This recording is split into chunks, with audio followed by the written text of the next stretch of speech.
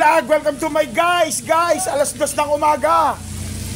Katatapos lang namin. Ayan, naglilinis na sila. Katatapos lang namin. Pero magsasapa pa kami ng mga banyera at maglilinis pa, magbabaldeo pa. Ito nga pala ang ulam namin for today. Ang pagkain natin ay ano pagkain natin? Ano pagkain natin, no? Pakita natin para alam nila. Ang pagkain namin ngayon ay kanin at ano lang to? Ulam.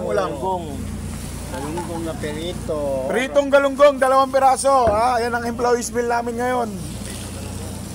Ayun, taong makina natin, sipag oh. Nagbabaldeo na. Para makauwi na, para maka-3 battles. Otro, wala ka bang shoutout doon sa pamilya mo? Province? Sa pamilya ko sa probinsya. Anong province? Palawan. Shoutout daw sa pamilya ni...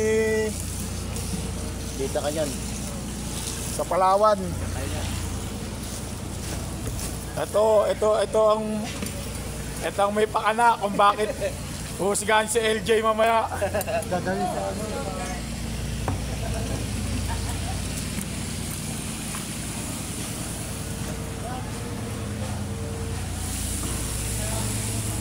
Ayan guys katatapos lang talaga namin. Naglilinis na iba.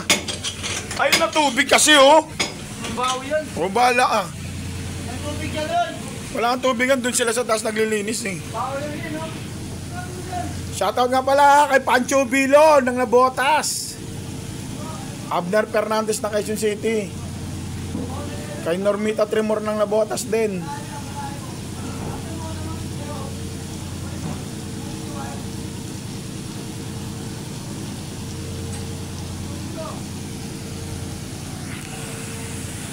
Ang guys Ang guys tayo naman naglilinis na mga kasama natin. Tapos nag-aayos na kasi nga mag-aakit na kami ng mga basyo.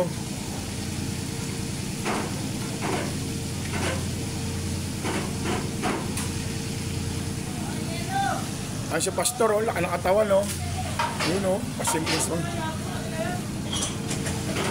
Shoutout din pala kay Ruby Castillo. Shoutout sa iyo, B. Castillo.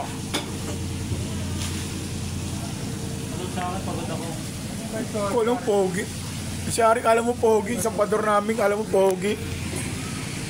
Okay update na lang mamaya Shoutout kay Mr.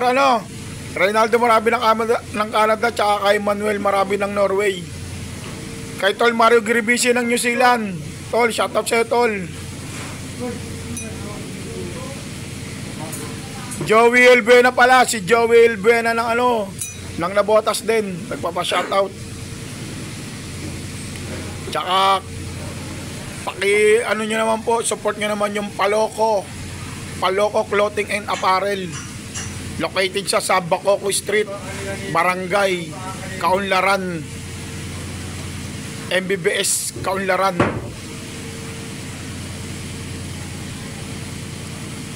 Okay update na lang uli mamaya. Magliligpitan, mag-aakyat muna kaming basyo.